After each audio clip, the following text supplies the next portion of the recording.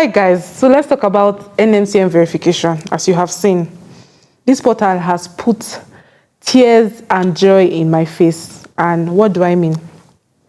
If you don't know how to navigate through the NMCN verification portal, it will be an issue for you, especially if you want to JACPA.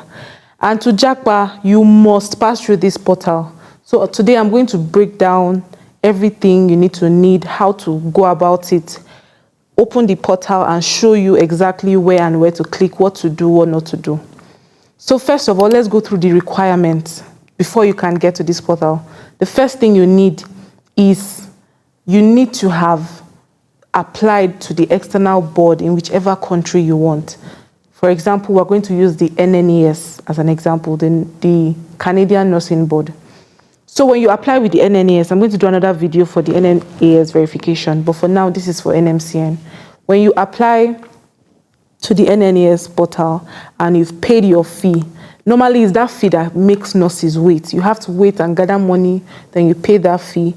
And by the time you've paid the fee, they will now give you a document. They always give you a document in whichever board you want. So with this document, you come and you register with the website I just showed you now.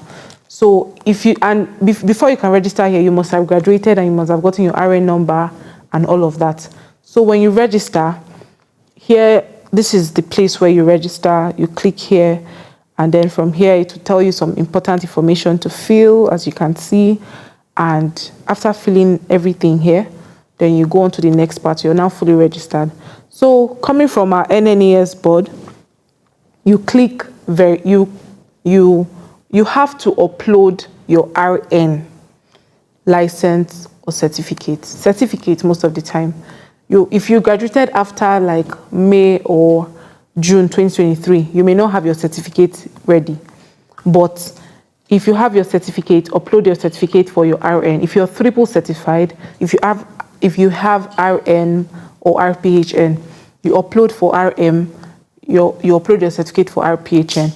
But if you don't have any of this is insider gist, you can upload your notification. But most of the time they won't approve it for you. But let me know and then we can know how to go around it. But even the NMCN board knows this because the group of people that are authorized to sign our certificates there's an issue with their board and they need to get someone and appoint someone to now sign our certificate. So that is why if you graduated sometime around ending of 2023, any certificate you have will not be signed. You just have your notifications. So when you upload this notification and you upload it in the right size, normally nothing above 200 KB. So you see it's normally written here. So after this point, everything cleared, you now go and apply for verification. So you click the verification part. When you click here, to take you to where you're supposed to fill in, your name is already there. So depending on how you registered, whether you're employed or unemployed, if you're employed, it gives you two groups of people to upload their credentials. Either the head of department of your institution, which is always constant. For me now, that would be the HOD of Afebawalola University Nursing Department. If you're employed, or the second part would be the head of department of the last nursing organization you worked with. So for me now, that would be the head of department of Gariki Hospital. So before you do this, after you have to reach out to them if you don't know their details. You need their phone numbers and the hospital address and their emails, their personal emails. So reach out to them, ask them if you don't know, and when you get this information, you now upload it there because NMCN will reach out to them to send a letter of good standing on your behalf. So you have to be a good person. But if you're not employed, it will be just for your school. So after you fill in the information here and here, you now go down to the board information. So this part is very crucial. This part has cost me extra 76,000 naira, busy if this is still the fee. I filled in the wrong board when I was trying to apply for the USA CGFNS board. I put in Texas Board of Nursing instead of CGFNS. And then I was waiting for weeks and weeks, and it wasn't delivered until I realized my mistake. because I asked another friend, and then I realized, okay, this was the issue. I had to pay again because they approved it to go to Texas Board of Nursing, but that's not why I applied. So I paid again and put the right board, and this time it went there. So when you're filling this board information, if it's NNAS, normally if you put the country, all the boards under that country will fall under, and then when you click any board there, automatically their addresses, their emails, and their phone numbers will just upload there. You don't need to know all those ones. Just know the right board name. If it's NNAS now, when you pick Canada, you won't see the option under all the Canadian colleges.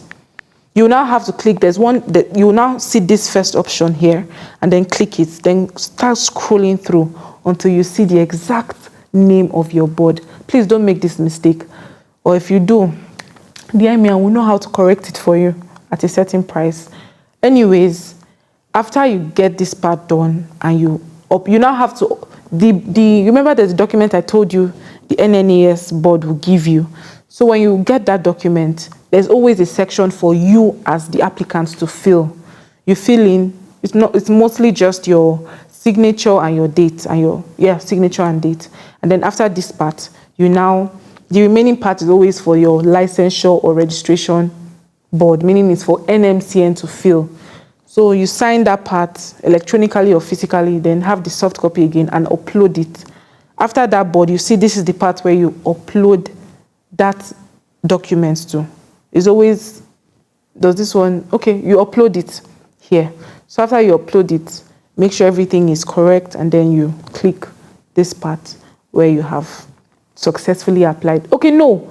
After this part, you now pay your fee online, that using Remitter or using their payment services here.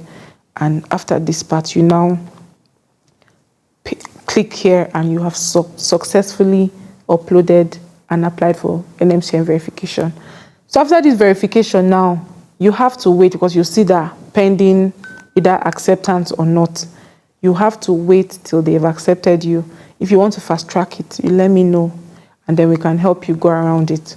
But normally, this is the right way. If all your documents are correctly uploaded, most of the time, any reason why they would reject it is because they'll tell you upload so certificate or upload the right board address. Sometimes NMCN is nice enough to tell you that, and sometimes they'll just reject it, but most of the time they tell you why. So when you've applied, another thing you need to do is contact your school, those HOD's numbers that you put there, let them know, please, you put in their information, which you should have already done. But so for some people that just ask for some people that ask for information, like I asked my friend for my HOD's number, my HOD doesn't know, you have to tell them, Ma, please, I put your board details for this. Sometimes it comes with a fee for them. So that's why you need to ask and follow up. And then after then, most of the time, it doesn't take up to 2 to 3 weeks, and NMCN will approve your application. And it reflects in the international board within 24 to 48 hours. If it's more than this, meaning you've put in the wrong board, most of the time, for all the 3 boards I've worked with, it reflected immediately. So I hope this video helps and educates you on the right NMCN process. Let me know what you think or any other questions you may have in the comment section. Thank you.